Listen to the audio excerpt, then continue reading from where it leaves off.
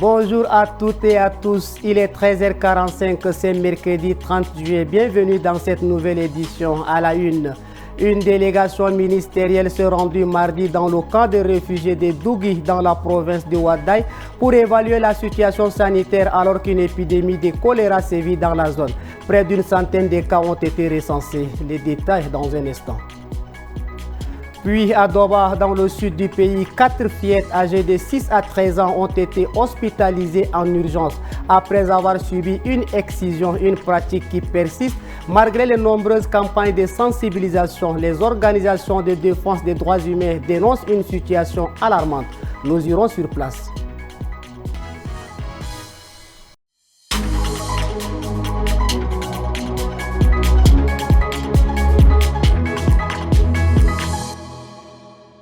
Au Tchad, une délégation ministérielle s'est rendue mardi dans le camp des réfugiés de Dougui dans la province du Ouaddaï. Objectif, évaluer la situation sanitaire alors qu'une épidémie de choléra touche la région. Les autorités annoncent près d'une centaine de cas. C'est à 11h40 que l'avion ministériel atterrit sur le tarmac de l'aéroport d'Abichy. À son bord, 3 membres du gouvernement, le ministre de la Santé publique, celui de l'Action sociale et leurs collègues de l'eau et de l'énergie.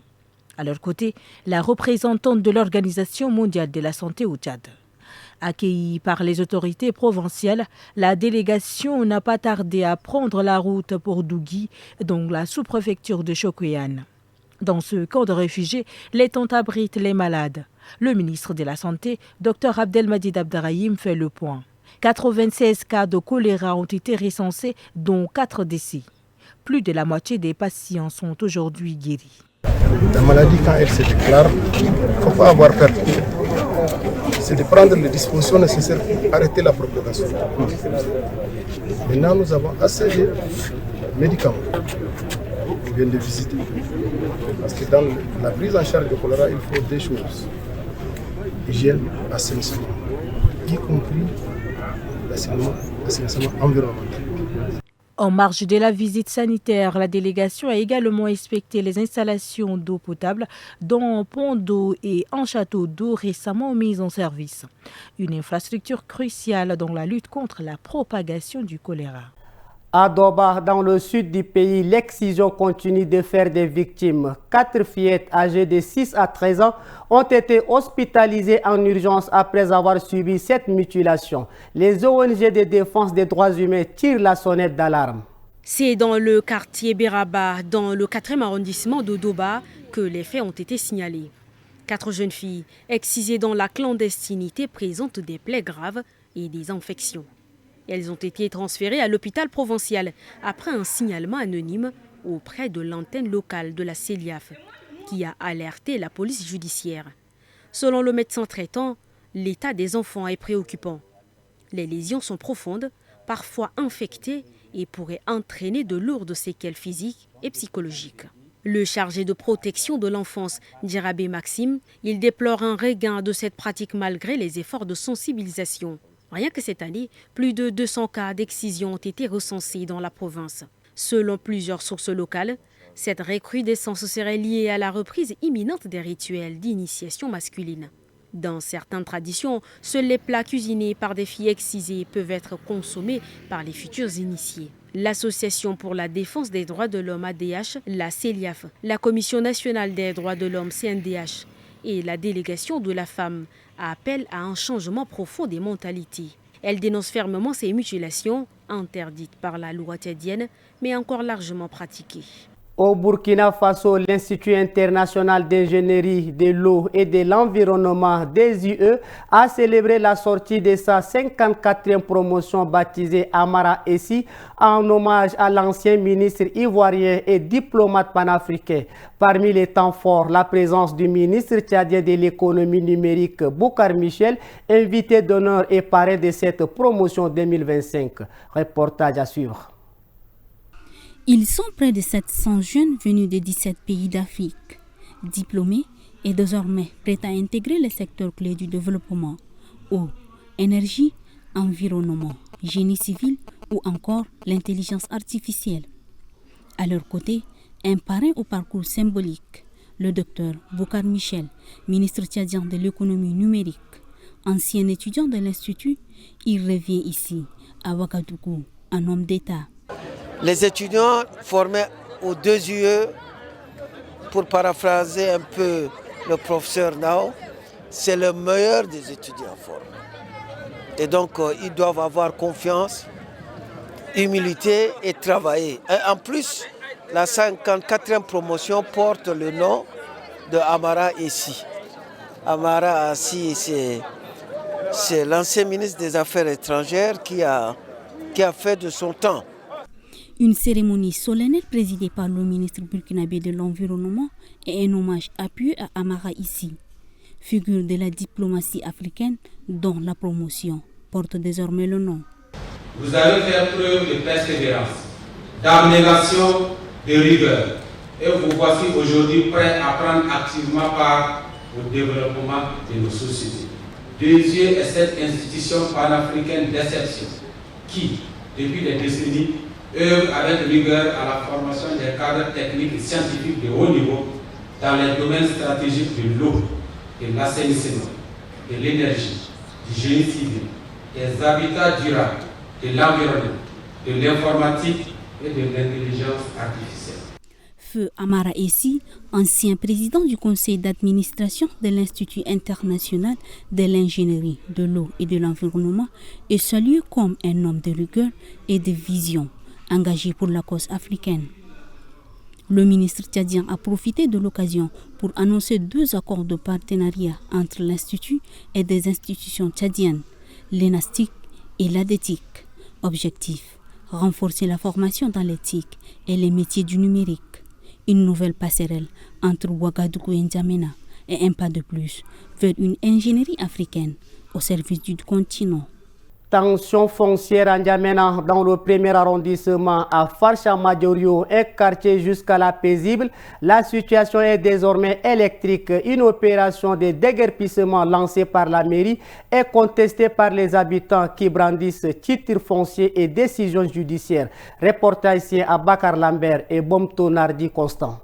À Farcha-Madiorio, l'inquiétude grandit au rythme des tensions. Depuis plusieurs semaines, les habitants vivent sous la menace d'un déguerpissement. Des avis d'expulsion leur ont été adressés par la mairie du 1er arrondissement, les sommant de quitter les lieux. Pour Issaka Ali Ibrahim, représentant des riverains concernés, cette décision est injuste.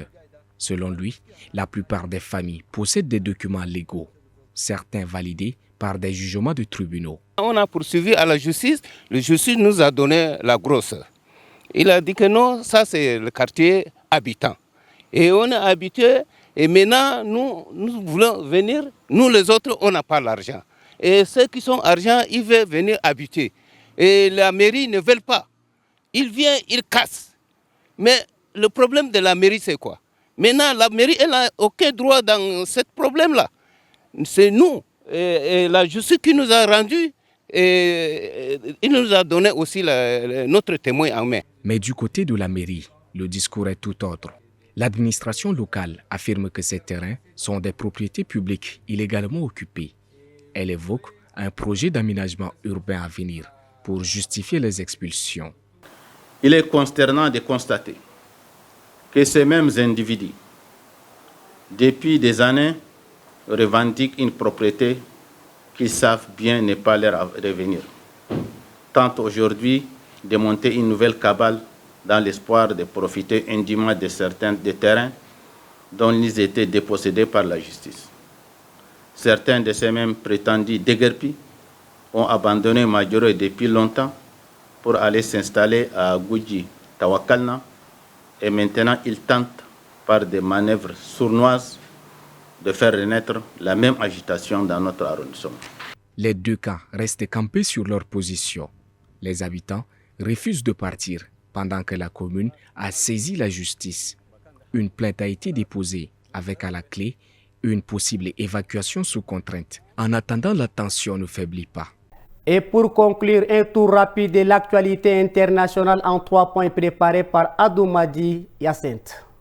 L'attaque d'une église catholique dans le nord-est de la République démocratique du Congo par les ADF, un groupe armé affilié au groupe État islamique, a fait au moins 43 morts selon un bilan de l'ONU communiqué dans la nuit du 27 au 28 juillet 2025. Ce massacre à Komanda, situé au sud de Bunia, a provoqué la consternation des autorités religieuses congolaises et du Vatican, tout comme celle de la société civile de la province de l'Ituri. Réaction en Ituri, dans le nord-est de la République, au moins 40 civils ont été tués dans la nuit de samedi à dimanche dans l'attaque d'une église. Cela s'est passé dans le centre de Komanda, à plus de 70 km au sud de la ville de Bunia. L'attaque est attribuée aux rebelles ougandais des ADF affiliés au groupe État islamique. 15 personnes sont également blessées selon un bilan provisoire. En Centrafrique, la Cour pénale spéciale à Loudomont a condamné ce lundi 28 juillet les leaders du FPRC, le Front populaire pour la renaissance de la Centrafrique. Après plusieurs mois de procédure, les 6 accusés jugés par contumace ont été condamnés à des peines de prison allant de 20 à 25 ans. Ils sont reconnus coupables des crimes de guerre et crimes contre l'humanité commis en 2020 dans la ville d'Ndélé, à l'est du pays. Après 7 mois de procédure, la Cour a condamné le général Djouma Faché et Fotour Sinin à 20 ans de prison. Les 4 autres, à savoir Youssouf Kalam, Ataïr English, Abdel Khan, Mahamat Saleh et Youssouf Mustafa alias Badjadé, écopent quant à eux de 25 ans de prison. Selon la Cour, une autre audience sera organisée dans les prochains pour aborder les questions liées aux réparations des victimes. Depuis quelques jours, Conakry et ses environs sont sous l'eau. Des pluies diluviennes arrosent sans cesse la ville, provoquant des inondations. Au moins 15 personnes ont perdu la vie depuis début juin dans les inondations dans la capitale guinéenne et dans les périphéries. Selon le directeur général de l'Agence nationale de gestion des urgences et catastrophes humanitaires, des centaines de personnes ont été affectées. La ville de Koya et Dubrika à l'est et au nord de la capitale de Guinée et les 4 de Koléa et Poronti dans la capitale sont les plus touchés. C'est la fin de ce journal. Merci de votre fidélité. Excellente suite de programmes sur notre antenne.